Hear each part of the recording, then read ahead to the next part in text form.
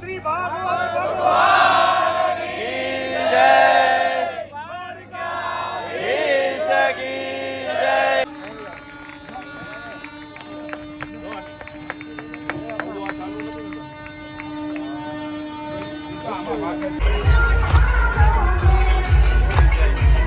ઠળિયો છે ને એનાથી હું બીતી મને પોતામાં થતો લીચીનો ઠળિયો છે મમ્મીને નિકોલ ભાભી બે રોટલી કરે છે બીવડાઈ ખોંદો એવું. ચાલો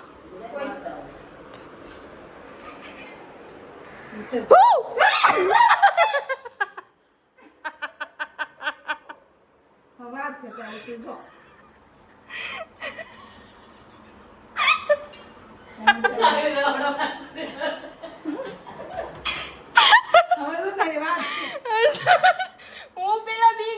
પોતું કરતી હતી ને તો પડદા નીચે આવી છે એટલે મેં પોતું આમ કર્યું તો ઉડીને બહાર આવ્યું. મને એમ કે વાંધો આવ્યો બાઈ બી ગયા એટલે હું તમારી બે પાસે લઈને આવી. કૂદકો તો માર્યો પણ ચડાણું નહીં. આ બંદા જેવું લાગ્યું મને. હું બી ગઈને મેં કીધું આ બેન બીવડાવું. મારી આપણે એવું તો મને એમ થયું વાંધો ઉડી. જય શ્રી કૃષ્ણ, રાધે રાધે. આજનો વ્લોગ અહીંયાથી સ્ટાર્ટ થાય છે. વેલકમ છે નવા વ્લોગમાં. બરાબર, આજે છે કથાની પૂર્ણાવતી. બધાને દિવસે ને દિવસે જોશ વધતો જતો હતો અને માહોલ બનતો જતો હતો. બરાબર, પણ છેલ્લો દિવસ હતો એટલે અમારે તો આ બધું જવાબદારી હોય, ઝીણું ઝીણું વસ્તુ લાવવાનું ના તેન. બરાબર, તો અમે લેટ થઈ ગયા છીએ. બાકી કથા થઈ ગઈ છે ચાલુ. અત્યારે વહેલા કથા પૂરી થશે. વહેલા કથા પૂરી થઈને પછી પ્રસાદ લેવાનું આયોજન છે. પ્રસાદ લીધા પછી પોથી યાત્રા છે. એટલે આજનો વ્લોગ એ બહુ સ્પેશિયલ છે. જોડાયેલા રહેજો, બહુ મજા આવશે. આજ છેલ્લો દિવસ છે એટલે વધારે મજા આવશે. આખા સપ્તાહવાળા બધા વ્લોગમાં તમને કેવી મજા આવી ને કોમેન્ટ ખાસ કરીને કહું છું કરજો.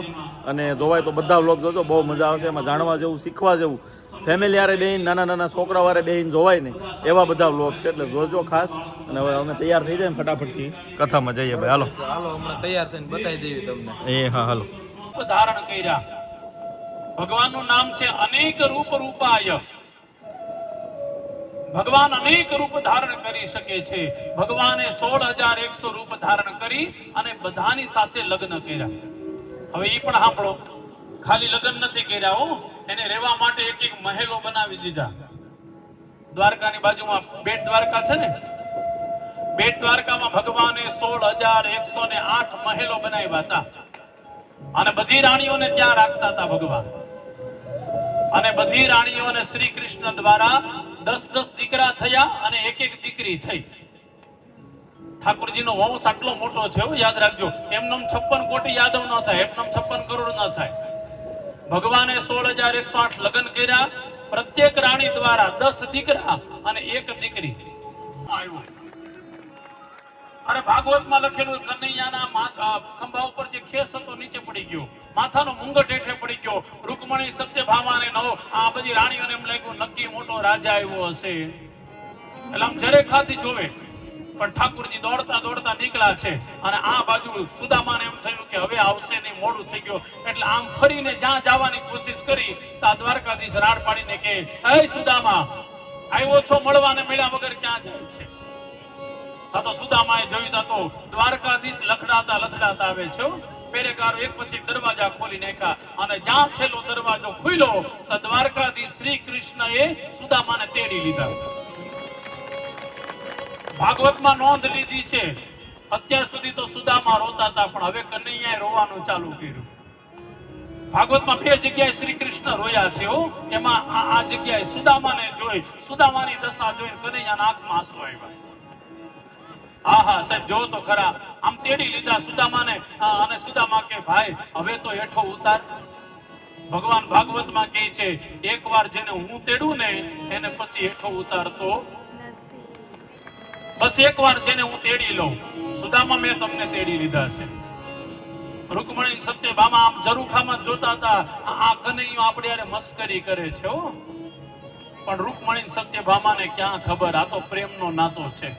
અને જ્યાં પ્રેમ હોય ત્યાં પરમાત્મા ઝૂકી જ જાય. આમ આગળ ભર્યા ને તો કનૈયાએ કીધું, હે સુદામા, આજે પીતાંબર પહેર્યું ને મારું છે, તમે આવ્યા હતા પોતડી પહેરીને. રૂકમણીએ કીધું કબાટમાં ક્યાં તાણ છે જોવો તો ખરા, એક ગરીબ માણાને પીતાંબર આપી દો ને, તમારું જાય છે હું? ભગવાને કીધું તમને નહીં ખબર પડે, આ મારો અને ભક્તની મજા છે, તમે રવા દો. રૂકમણી મૌન થઈ ગયા. પછી તો જાહેરમાં પીતાંબર કાઢીને પોતાની પોતરી પહેરી લીધી અને પછી સુદામા 2 ડગલા વળી આગળ ભેર્યા. અને જ્યાં 2 ડગલા ભેર્યા તો સુદામા કઈક ગોતે નીચે કઈક ગોતતા હતા. રૂકમણી સત્યભામાએ કીધું આ બ્રાહ્મણ કઈક ગોતે છે. પૂછ્યું શું ગોતો છો? સત્યભામાએ પૂછ્યું એટલે સુદામાએ કીધું કે ચપ્પલ પહેરીને આવ્યો તો ચપ્પલ દેખાતા નથી. હવે ઈ સુદામાના ફાટલા તૂટલા હાથે હાંધેલા ચપ્પલ ઈ કનૈયા બગલમાં દબાવી દીધા હતા. એટલે રૂકમણીએ કીધું જો સત્યભામા નાનો હતો ત્યારે માખણ ચોરતો હતો, હવે કોકના જોડા ચોરે છે. રૂકમણી નજીક આવીને કીધું આપી દો ને બિચારાને, આવી કેમ મસ્તી કરો? તો કે છાના માના બોલતા નહીં. સુદામા હાવ નગ્ન પગે વયા ગયા. હો ઉઘાડા પગે સુદામા નીકળી ગયા. અને પછી કનૈયાને રોતા જોઈને રૂકમણીએ કીધું ઉઘાડા પગે બિચારાને મોકલો, કાંઈક તો શરમ કરો. ભાગવતમાં લખેલું છે ત્યારે શ્રી કૃષ્ણે કીધું મારી ઈચ્છા હતી કે આ પવિત્ર સુદામા બ્રાહ્મણ એના ઉઘાડા પગ જો દ્વારકામાં પડે ને તો આપણા બધાની બુદ્ધિ ફરી જાય. આપણામાં જે રહેલી આ બધી ન કરવાની કરવા જેવી બુદ્ધિ છે બધી સારી થાય. સરસ મજાનો ઇતિહાસ લખ્યો કહેવાય. પણ આ કથા જ્યારે વિરામ આપું છું ત્યારે મારા હૃદયના આશીર્વાદ સોમેશ્વર સોસાયટીમાં રહેતા બધાને, કોઈ એક વ્યક્તિ નહીં, દ્વારકાધીશ બધાનું કલ્યાણ કરે, દ્વારકાધીશ બધાને સુખી રાખે, ખૂબ લાંબુ જીવો, સારું જીવો અને ભક્તિ કરો. 7 દિવસની કથા સાંભળી અને આ પિતૃઓના ફોટા મૂક્યા છે, એ બધાનો પણ ઉદ્ધાર થાય. ભગવાન દ્વારકાધીશ એને બધાને શરણમાં લે. એટલું જ નહીં, 7 દિવસથી જે મનોરથી બન્યા ભગવાન એનું પણ કલ્યાણ કરે. અને આ વાતે ગાતે જે પોથી જવાની છે, આ પોથીનું સંપૂર્ણ ફળ પણ એને પ્રાપ્ત થાય. બસ એટલું કથા કહી અને મારી વાણીને વિરામ આપું છું. અંતિમ વખત જય જયકાર કરી અને પછી આપણે બધા છૂટા પડશું. બોલો કૃષ્ણ કનૈયા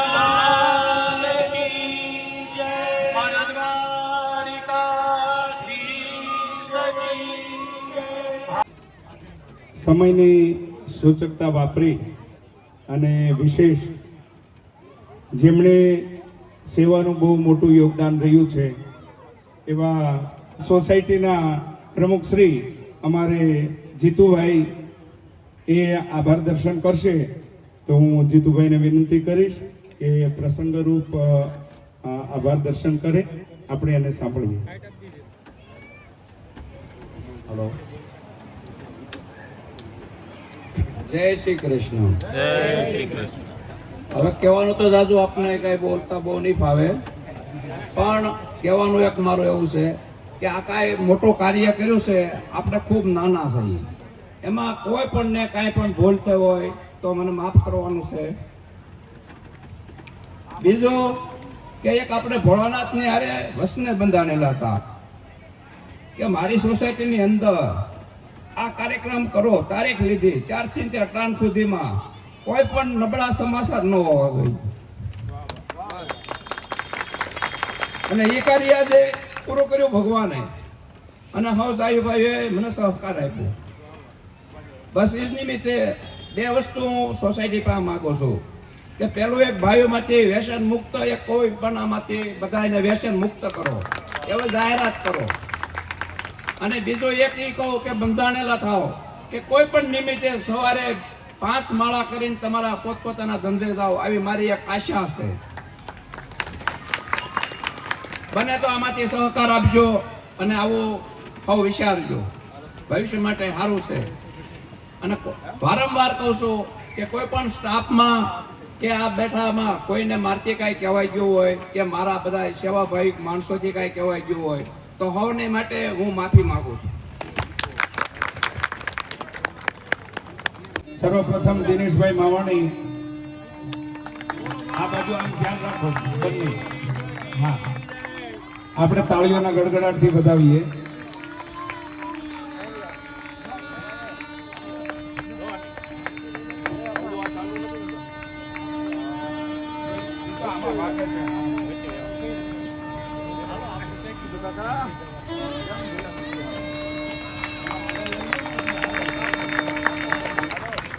ધડકા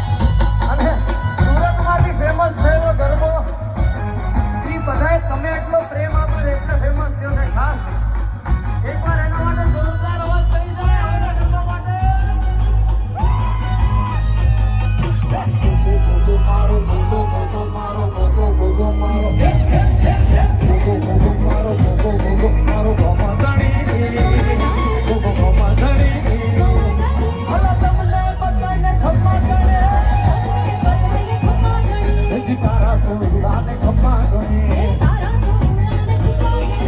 ગોગો ગોગો મારો ગોગો ગોગો મારો ગોગો ગોગો મારો ગોગો ગોગો મારો ગોગો ગોગો મારો બાબા ધણી ગોગો બાબા ધણી તારા સોરુડાને ખમ્મા ગણે તારા સોરુડાને ખમ્મા ગણે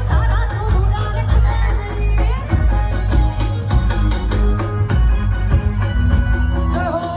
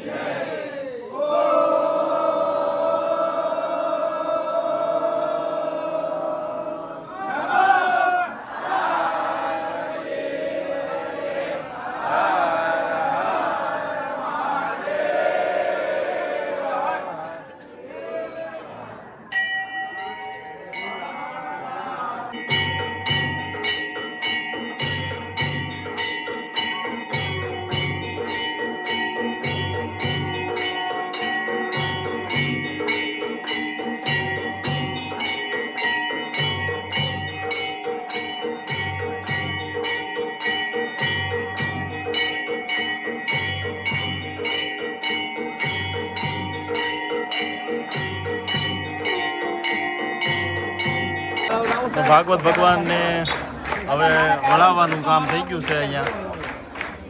આનંદ અહીંયા પૂરો થાય છે આજનો, અને કોઈ નિર્વિઘ્ને અમારો કથાનું આયોજન મસ્ત સંપૂર્ણ થયું છે. કિશનભાઈ અને મયુરભાઈને બધા ભાગવત ભગવાનને પ્રસ્થાપિત જ્યાં કરતા હોય ત્યાં જશે પુનઃસ્થાપન કરવા માટે. બરાબર, બેસી જાઓ બાબા.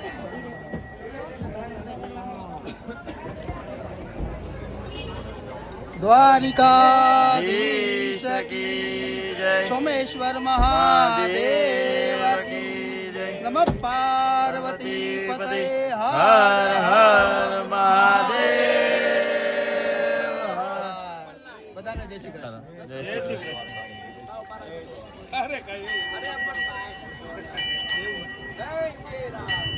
હવે ભાગવતજી હાથમાં લઈ લેજો. જય શ્રી રાધે. બોલો હે. તો ભાઈ છે ને કથા થઈ ગઈ છે પૂર્ણાવતી કરીને બધા ઘરે આવી ગયા છે. બરાબર ને અહીંયા બે ઊભા છે. અને હવે અમારે જવાનું છે પ્રસાદ લેવા માટે. આખી સોસાયટીને મહાપ્રસાદ છે તો બધાને પ્રસાદ લેવાનો છે. તો ત્યાં જઈને પ્રસાદ લઈને પછી આજનો આ દિવસ પૂરો થશે અને સપ્તાહ પૂરી થશે. બરાબર. જય શ્રી કૃષ્ણ બા. ચાલો ભાઈ, તો તમે જમવા આવી જજો. હા હા હા હા. તો અહીંયા જો સરસ મજાની પ્રસાદીનું આયોજન છે. એ માવાણીભાઈ, હું પ્રસાદીમાં છે? લાડુ, મોહનથાળ, ગાંઠિયા, રોટલી, મસ્ત ભજીયા, શાક, પછી જે ચટણી, સલાડ ને બધું, દાળ ભાત ને. તો બધા અહીંયા પ્રસાદી લે છે. કથા પૂરી થઈ ગઈ, પણ કેવી મજા આવી?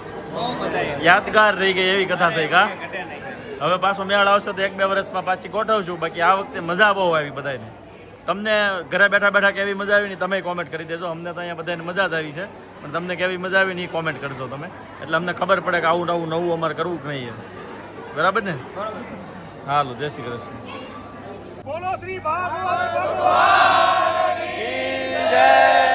દ્વારકાધીશ કી જય. ગિરિરાજ ધરમ કી જય.